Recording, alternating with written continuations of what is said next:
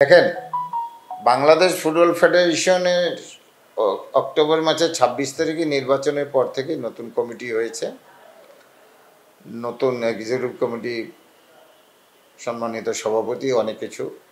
কিন্তু সবচেয়ে বড় যে দুঃখজনক ঘটনাটা আমি বলি যে এটা আসলে কমিটি বানানো হচ্ছে, কিন্তু আমরা জাতীয় দল নিয়ে কিন্তু আলোচিত করছি।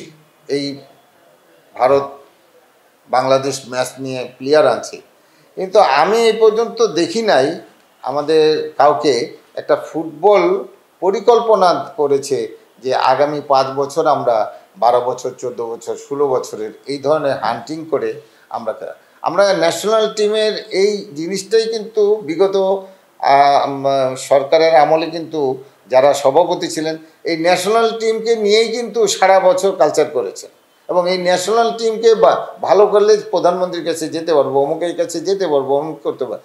সেই কালচার থেকে আমাদেরকে বের হয়ে আসতে হবে। আমি মনে করি যে তাবিদ আউয়ালের নেতৃত্বে যদি মানে প্ল্যানিং না থাকে তাহলে সেও সেই কাজগুলি করবে।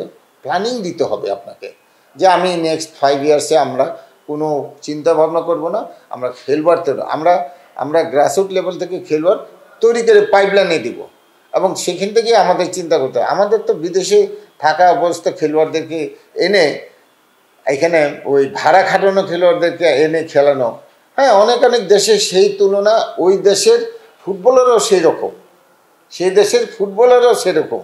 তো মেসি যতই খেলুক, তার দেশের পক্ষে খেলতে গেলে কিন্তু ওই একসাথেই কিন্তু তার। কিন্তু এখন হামজা চৌধুরী কোনো ছিল না, জন্মসূত্রে সে ব্রিটিশ, সেখান থেকে সে আসতেছে। বাংলাদেশের খেলোয়াড়রা তাকে কতটুকু কি সহযোগিতা করতে পারবে এবং তাকে পেলে উজ্জীবিত হবে, কিন্তু এইখানে আমি মনে করি না যে কোনো লাভবান হবে না। আর যে কথাটা বলেছেন, এখন বাংলাদেশ ফুটবল ফেডারেশনের তাবিদ আউয়াল আজকে কয় মাস, আজকে হলো ৩, আর ওইদিকে ৩, ৬ মাস, ৭ মাস হয়ে গেছে, কিন্তু দেখেন এখনও সেখানে গন্ডগোল কিন্তু রেখেছে। জাতীয় টিমের 18টা মেয়ে অ্যাডমিনিস্ট্রেশন, ডিসিপ্লিন এবং প্ল্যানিং এগুলি না হলে, যে সভাপতি হোক আর জায়গা হোক, মানুষ কি চায় বাংলাদেশে?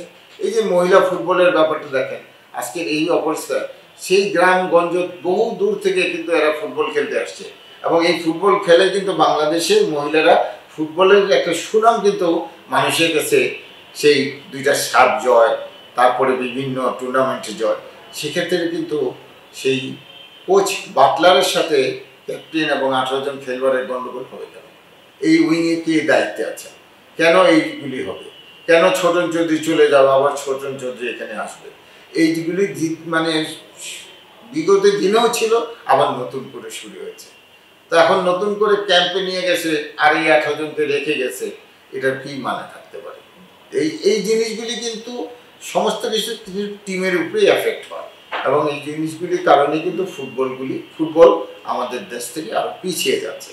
আজকে মহিলারা যে ফুটবল খেলতেছিল আমরা দেখি, আমরা ফুটবলাররাও কিন্তু সন্তুষ্ট ছিলাম, এবং তারা যে ফুটবল খেলে স্যাপের চ্যাম্পিয়ন হয়েছে, আসলে এটা তাদেরকে সেলুট জানানো।